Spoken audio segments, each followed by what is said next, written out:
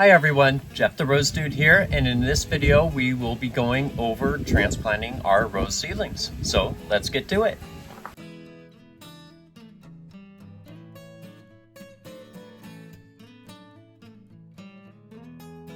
Alright, on second thought, it's pretty windy out here, so I'm going to take all the seedlings, we're going to go back into the greenhouse, and we will do that in the greenhouse. But that's the joy of working outside, right? If it's not raining, it's windy, or you have neighbors mowing the lawn when you're trying to record. So give me a second, we'll go back in the greenhouse.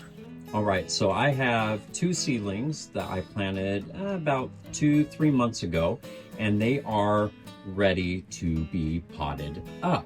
Now, you can either transplant them into a larger container, or depending on your climate, you can also plant them directly into your garden.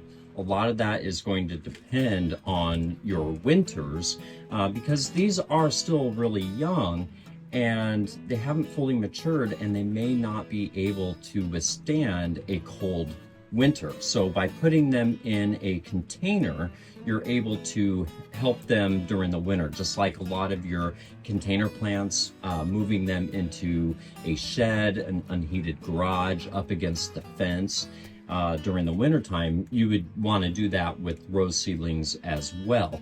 But a lot of that just depends on your climate. I like to pot them up because I do live in a colder climate. We regularly get down into the sub-zeros in the winter time, so I'm able to keep them protected during their very first year, and usually the second year then I'll put them out in the garden and continue growing them from there. And I also have a lot of seedlings, and I just don't have enough garden space to plant them all, and I do a process called culling where I only keep the best of the seedlings, and unfortunately I dispose of the other seedlings that just don't have desirable traits. And it's just easier doing that in using containers than going back out in the garden and digging some up. So how do you tell if a rose is ready to be transplanted?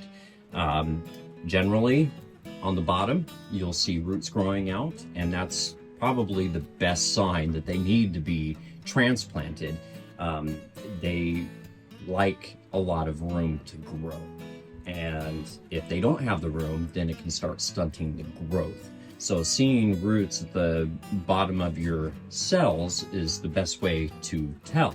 And if you do it long enough, you'll notice and know when it's time for them to. And that's why I like using individual cells, because every rose is genetically different and some roses grow faster than others will. So as you can see, I have already transplanted some of the roses that have been ready, and these last two in this tray they're ready to be transplanted as well. Now, in a previous video that I did on planting rose seeds, I strongly suggest that you use sterile soil to begin your seeds in. There's a lot of fungi and bacteria that can be harmful for a newly germinated seed. But when it comes to the point to where I'm transplanting them up, I do like to be a little bit more harsh with the soil, and I do start introducing some bacteria and fungus that is naturally in a lot of soil. So I generally I have soil in this bucket here because I have a lot of transplanting, but I generally will do a potting mix or even a little bit of topsoil. And I will throw in a few handfuls, not a whole lot, but a little of compost. That way it's organic matter. I'm introducing some good stuff into the soil for the roots to be accessible to.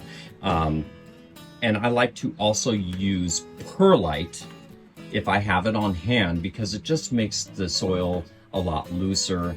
It's easier for the roots to navigate and grow through the soil, and it also helps aerate the soil, which oxygen is important for roots to have.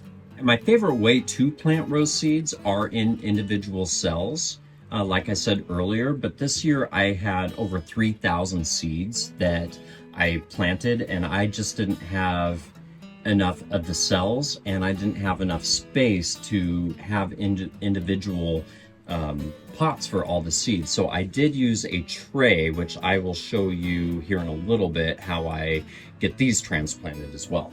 I'm transplanting the seedlings into 4-inch pots. So all I do is, if you can see there, I fill it about 1/4 to 1/3 of the way up with the soil first before I begin. But the one thing that you don't want to do is just yank out. You want to kind of tip it over on the side or upside down and gently squeeze the bottom, and it will come up, as you can see there, that it is definitely ready to be transplanted. You want to disturb the roots as little as possible. Roots don't like to be messed around with naturally in nature, so we don't want to be disturbing the roots too much. If it is root bound, you can loosely kind of break it up so it's easier for the roots, but generally you don't want to be messing with the roots too much. Then all I do is set that right in the pot, and then I am going to fill it up with soil and gently pat it down.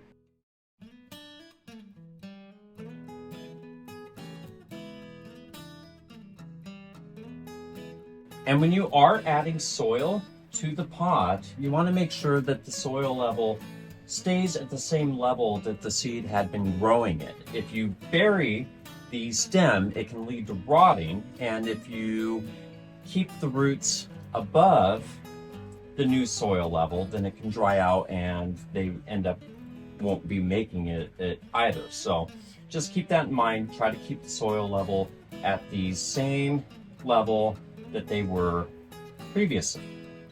And when it comes to seedlings in trays, you do have to be a little bit more careful, as there's nothing in the bottom to squeeze, to pull out. So I like to use a small shovel. You could also use a fork, or a spoon actually works really well. But you just want to very carefully go underneath and kind of slide in between the soil and the bottom and gently work them out, because the roots are going to be kind of grown in amongst each other.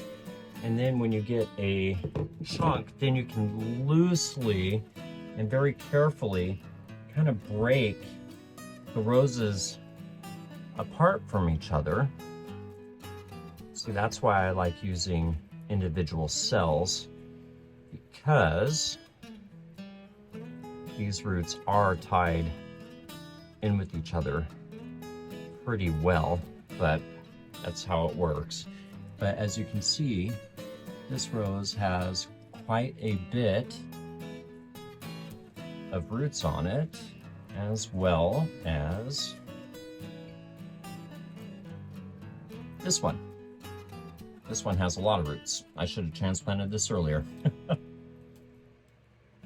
Now, after we're done transplanting, all we got to do is water them. The soil may settle down, and if that happens, then we just top it off with some more soil and repeat the process until it is finished settling.